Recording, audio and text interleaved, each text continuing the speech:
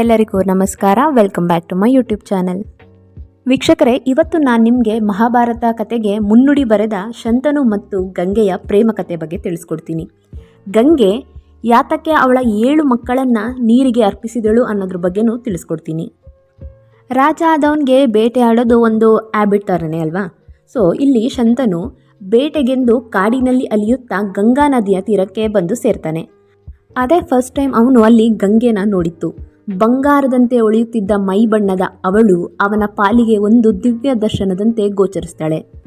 ಗರ ಬಡ್ದವನಂತೆ ಅವನು ಅಲ್ಲಿಯೇ ನಿಂತು ಗಂಗೆಯನ್ನು ನೋಡೋಕೆ ಶುರು ಮಾಡ್ತಾನೆ. ನಂತರ ಅಪ್ಸರೆಯಂತೆ ತೋರಿದ ಅವಳ ಬಳಿಗೆ ಅವನು ಮೆಲ್ಲನೆ ಬರ್ತಾನೆ. ಇತ್ತ ಗಂಗೆಯನ್ನು ಸುಮ್ಮನೆ ಇರಲಿಲ್ಲ. ಸಪ್ಪಳವನ್ನು ಕೇಳಿ ತಿರುಗಿದ ಅವಳು ಇವನನ್ನು ನೋಡಿ ನಾಚಿ ನೀರಾಕ್ತಾಳೆ. ನಂತರ ಶಂತನು ಅವಳ ಕೈ ಹಿಡಿದು, ನೀನು ಯಾರು ಸುಂದರಿ? ನಾನು ಶಂತನು, ಹಸ್ತಿನಾಪುರದ ಮಹಾರಾಜ. ನೀನು ನನ್ನ ಹೃದಯವನ್ನು ಗೆದ್ದಿರುವೆ, ನನ್ನವಳಾಗು, ಬಾ, ನೀನಿಲ್ಲದೆ ನಾನು ಬದುಕಲಾರೆ ಅಂತಾನೆ. ಅವಳು ನಕ್ಕು, ನಿನ್ನನ್ನು ನೋಡಿದೊಡನೆ ತಿಳಿಯಿತು ಮಹಾರಾಜ, ನಾನು ಗಂಗೆ. ಇಂಟ್ರೊಡಕ್ಷನ್ ಎಲ್ಲ ಆದಮೇಲೆ ಗಂಗೆ ಶಂತನಿಗೆ ಒಂದು ಕಂಡೀಷನ್ ಹಾಕ್ತಾಳೆ.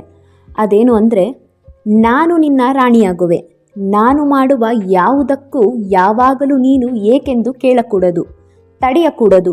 ಹಾಗೆ ಮಾಡಿದ ಕ್ಷಣವೇ ನಾನು ನಿನ್ನನ್ನು ಬಿಟ್ಟು ಮತ್ತೆ ಬರದಂತೆ ಹೊರಟು ಹೋಗುತ್ತೇನೆ. ಈ ರೀತಿ ಗಂಗೆ ತನ್ನ ನಿಬಂಧನೆಯನ್ನ ಹೇಳ್ತಾಳೆ. ಪ್ರೇಮದಿಂದ ಹುಚ್ಚಾಗಿದ್ದ ರಾಜನು ಹಾಗೇ ಆಗಲಿ ಎಂದು ಒಪ್ಪಿ ಅವಳನ್ನು ರಾಜಧಾನಿಗೆ ಕರೆತರ್ತಾನೆ. ಹೀಗೆ ದಿನಗಳು ಕಳೀತಾ ಇರುತ್ತೆ. ಇಬ್ಬರು ಅನ್ಯೋನ್ಯವಾಗೇ ಇರ್ತಾರೆ. ಎಲ್ಲ ದೃಷ್ಟಿಯಿಂದಲೂ ಆದರ್ಶ ಪತ್ನಿಯಂತೆ ಇರ್ತಾಳೆ. ಅವಳ ರೂಪ, ಲಾವಣ್ಯ, ಇನಿದನಿ, ಗುಣಶೀಲಗಳು ಎಲ್ಲವೂ ಅವನನ್ನು ಸೆರೆ ಹಿಡಿದಿರ್ತವೆ. ಹೀಗೆ ದಿನಗಳು ಉರುಳಿದವು. ಹಾಗೆ ತಿಂಗಳುಗಳು ಸರಿದು ಹೋದವು. ಗಂಗೆ ರಾಜನಿಗೆ ಮಗನೊಬ್ಬನನ್ನ ಎತ್ತುಕೊಡ್ತಾಳೆ. ಕೊನೆಗೂ ಕೌರವ ವಂಶಕ್ಕೊಬ್ಬ ಉತ್ತರಾಧಿಕಾರಿಯ ಜನನವಾಯಿತು ಅಂತ ರಾಜ ತುಂಬ ಸಂಭ್ರಮ ಪಡ್ತಾರೆ. ಹೀಗೆ ಸಂಭ್ರಮ ಸಡಗರಗಳಿಂದ ರಾಣಿಯ ಅಂತಃಪುರಕ್ಕೆ ನಡೆದ. ರಾಣಿಯು ಮಗುವನ್ನೆತ್ತಿಕೊಂಡು ಗಂಗಾ ನದಿಯ ಕಡೆಗೆ ಹೋದಳೆಂದು ಸಖಿಯರು ಹೇಳ್ತಾರೆ. ಅಚ್ಚರಿಗೊಂಡ ಶಂತನು ನದಿ ದಡಕ್ಕೆ ಓಡ್ತಾನೆ. ಅಲ್ಲಿ ನೋಡಿದ ಆ ದೃಶ್ಯವನ್ನ ಅವನು ಎಂದಿಗೂ ಮರೆಯಲಾದಂತೆ ಇರುತ್ತೆ. ಅವನ ಪ್ರೀತಿಯ ಗಂಗೆ ಹೊಸದಾಗಿ ಹುಟ್ಟಿದ್ದ ಮಗುವನ್ನ ಅವನನ್ನು ನೋಡುತ್ತಿದ್ದಂತೆಯೇ ನದಿಗೆ ಎಸೆದು ಬಿಡ್ತಾಳೆ. ತನ್ನ ಮಗುವನ್ನ ಕಣ್ಮುಂದೆನೆಯ ಗಂಗೆ ನದಿಗೆ ಎಸೆದ್ರೂ ಕೂಡ ಶಂತನು ಏನನ್ನೂ ಕೇಳಲಿಲ್ಲ. ಅದಕ್ಕೆ ಕಾರಣ ಅವತ್ತು ಅವನು ಕೊಟ್ಟಿದ್ದ ಮಾತು. ಅವಳಿಗೆ ಯಾವ ರೀತಿಯಲ್ಲೂ ಅಡ್ಡಿ ಬಂದು ಅಸಂತೋಷವನ್ನುಂಟು ಮಾಡಲಾರೆ ಎಂದು ಅವತ್ತು ಅವನು ಮಾತು ಕೊಟ್ಟಿರ್ತಾನೆ. 1 ವರ್ಷದ ನಂತರ ಇದೇ ಘಟನೆಯ ಪುನರಾವರ್ತನೆ ಆಯಿತು. ಇನ್ನೊಮ್ಮೆ, ಮತ್ತೊಮ್ಮೆ, ಮಗದೊಮ್ಮೆ ರಾಜನ 7 ಜನ ಗಂಡು ಮಕ್ಕಳು ಒಬ್ಬರಾದ ಮೇಲೆ ಒಬ್ಬರಂತೆ ಗಂಗಾ ನದಿಗೆ ಸಮರ್ಪಿತರಾದರು.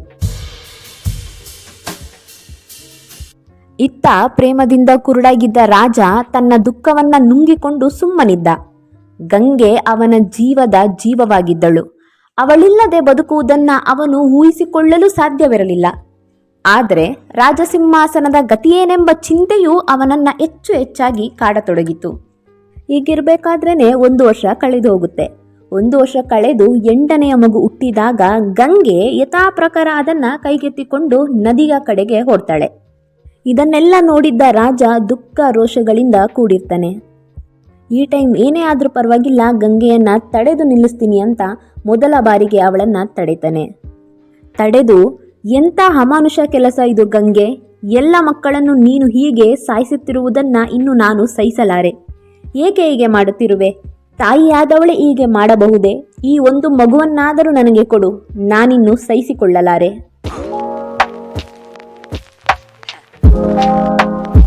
ಗಂಗೆಯ ಮುಖದಲ್ಲಿ ವಿಚಿತ್ರ ಕಿರುನಗೆ ಮೂಡುತ್ತೆ. ದುಃಖ, ಸಂತಸ ಎರಡೂ ಬೆರೆತ ವಿಚಿತ್ರ ನಗೆ. ಅವಳು ಮೃದುವಾಗಿ ರಾಜನಿಗೆ ಹೀಗೇಳ್ತಾಳೆ. ದೊರೆಯೇ, ನಾನಿನ್ನು ನಿನ್ನನ್ನು ಬಿಟ್ಟು ಹೋಗಬೇಕಾದ ಕಾಲ ಬಂದಿದೆ. ನೀನು ಕೊಟ್ಟ ಮಾತಿಗೆ ತಪ್ಪಿರುವೆ. ಈ ನಮ್ಮ ಮಗು ಬದುಕುತ್ತಾನೆ.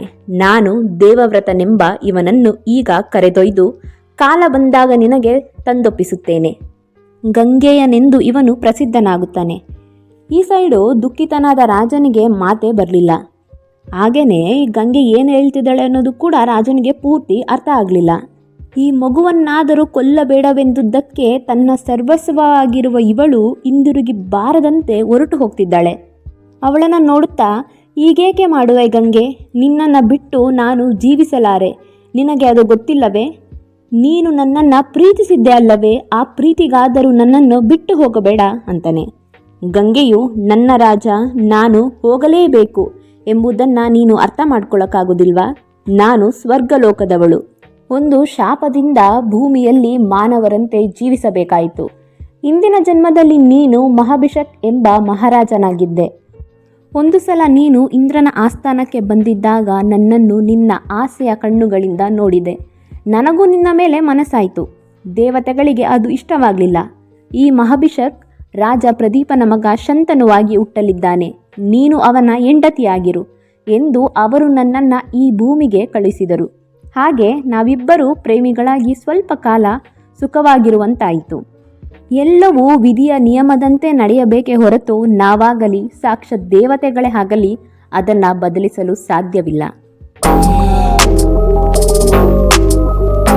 ಶಂತನುವಿಗೆ ಕನ್ಫ್ಯೂಸ್ ಆಗುತ್ತೆ. ನನಗಿನ್ನೂ ಅರ್ಥವಾಗಲೇ ಇಲ್ಲ. ಹಾಗಿದ್ರೆ ನೀನು ನನ್ನ ಹೊಟ್ಟೆಯಲ್ಲಿ ಹುಟ್ಟಿದ ನಮ್ಮ ಮೊದಲು 7 ಮಕ್ಕಳನ್ನೇಕೆ ಕೊಂದೆ? ಅದೂ ಸಹ ಶಾಪದ ಭಾಗವಾಗಿತ್ತೆ ಎಂದು ಕೇಳ್ತಾನೆ. ಹೌದು ಎಂದಳು ಗಂಗೆ. ಈ 8 ಮಕ್ಕಳು ಈ ಭೂಮಿಯಲ್ಲಿ ಹುಟ್ಟಿ ಬನ್ನಿರಿ ಎಂದು ಹಿಂದೆ ವಸಿಷ್ಠನಿಂದ ಶಾಪ ಪಡೆದ ಅಷ್ಟವಸುಗಳು. ನಾನು ನಿಮಗೆ ಜನ್ಮ ಕೊಡುತ್ತೇನೆ, ಅಲ್ಲದೆ ಹುಟ್ಟಿದೊಡನೆಯೇ ನಿಮ್ಮನ್ನು ಈ ಮಾನವ ಜೀವದಿಂದ ಪಾರು ಮಾಡ್ತೇನೆ ಎಂದು ಅವರಿಗೆ ವಚನ ಕೊಟ್ಟಿದ್ದೆ.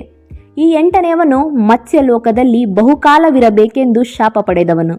ಆದ್ದರಿಂದ ಇವನು ಬದುಕುತ್ತಾನೆ. ದೊರೆಯೇ, ದುಃಖ ಪಡದಿರು. ನಾನು ನಿನಗೆ ಖ್ಯಾತಿವೆತ್ತ ಪೌರವ ಸಿಂಹಾಸನದ ಉತ್ತರಾಧಿಕಾರಿಯನ್ನು ಕೊಡುತ್ತೇನೆ. ಈ ಸಿಚುವೇಶನ್ನ ಅಕ್ಸೆಪ್ಟ್ ಮಾಡಲು ಶಂತನು ನಿರಾಕರಿಸಿದ್ರೂ ಕೂಡ ಅವನಿಗೆ 2 ಸಂಗತಿಗಳಂತೂ ಖಚಿತವಾಯಿತು. ಒಂದು, ಗಂಗೆ ಎಂದೆಂದಿಗೂ ಹಿಂದಿರುಗಿ ಬಾರದಂತೆ ಹೊರಟು ಹೋಗುತ್ತಿರುವಳು. 2ನೇದು, ಈಗ ಪೌರವರ ಹೆಸರನ್ನುಳಿಸಲು ತನಗೊಬ್ಬ ಮಗ ಇದ್ದಾನೆ ಅಂತ. ಶಂತನುವಿನ ದುಃಖ, ಮನಸ್ಸಿನ ಭಾವನೆಗಳೆಲ್ಲ ಗಂಗೆಗೆ ಅರ್ಥ ಆಗುತ್ತೆ. ಅದಕ್ಕೆ ಅವಳು, ನಮ್ಮಿಬ್ಬರ ಮಗುವಾದ ಇವನನ್ನ ನಾನು ಚೆನ್ನಾಗಿ ಸಾಕುತ್ತೇನೆ. ಇವನು ಮಹಾತ್ಮನಾಗುತ್ತಾನೆ. ಚಂದ್ರ ವಂಶದ ಸಿಂಹಾಸನವನ್ನು ಅಲಂಕರಿಸಿದ ಸಮಸ್ತ ಪೌರವ ರಾಜರಿಗಿಂತ ಮಿಗಿಲೆನಿಸುತ್ತಾನೆ. ಹೀಗೆಂದು ಗಂಗೆ ಅದೃಶ್ಯಳಾದಳು. ಶಂತನು ಬಹಳ ಹೊತ್ತು ಗಂಗೆಯೊಂದಿಗೆ ಕಳೆದ ಕೊನೆಯ ಗಳಿಗೆಯನ್ನೇ ಸ್ಮರಿಸಿಕೊಳ್ಳುತ್ತಾ ಕುಳಿತಿದ್ದನು. ಕೊನೆಗೂ ವಿಧಿಯ ಇಚ್ಛೆಗೆ ಮಣಿದು ಅರಮನೆಯ ಕಡೆ ಹೆಜ್ಜೆ ಹಾಕ್ತಾನೆ. ಅಲ್ಲಿ ಅವನಿಗಾಗಿ ಕಾದಿದ್ದುದು ಏಕಾಂಗಿತನ ಒಂದೇ. ಇದು ವೀಕ್ಷಕರೇ ಮಹಾಭಾರತಕ್ಕೆ ಮುನ್ನುಡಿ ಬರೆದ ಶಂತನು ಹಾಗೂ ಗಂಗೆಯ ಪ್ರೇಮಕತೆ. ಹಾಗೆಯೇ ಗಂಗಾಪುತ್ರ ಭೀಷ್ಮರ ಜನನದ ಕತೆ. ಮತ್ತೊಂದು ವಿಶೇಷವಾದ ಕತೆ ಜೊತೆ ಸಿಗೋವರೆಗೂ ನಮಸ್ಕಾರ.